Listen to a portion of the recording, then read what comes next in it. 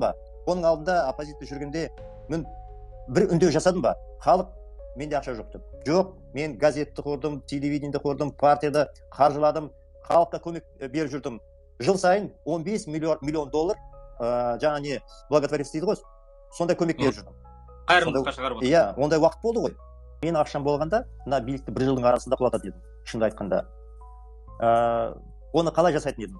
Мен оның алдында халыққа үндеу жасап, бәрін түсіндіріп жатырмын. Ячейка құрыңдар деп айтып жатырмын. 20 мың адам сол ұяшыққа жиналғанда, арттарына 3-4 адам шақырып, аз болғанда 100 мың адам бір күнде шығады да, оларға басқа халық қосылып, далаға көшеге аз болғанда 500 мың адам шығарады деп, солай үндеу жасап жатырмын, айтып жатырмын, иә?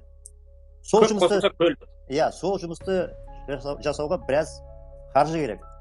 Европада штаб болу керек. 20 мың адаммен бірге сөйлесу керек қой, көріңіз. Күнде 1 мың адам маған SMS жазса, мен оны оқуға да уақытым болмайды.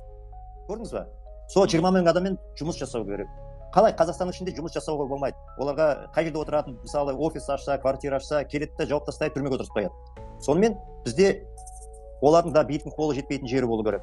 Ол Европа жақта біраз жігіттерді жинап, мысалы, аз болғанда 50 адам керек. 50 адам на интернетте отырып, сол 20 мың адаммен жұмыс жасау керек.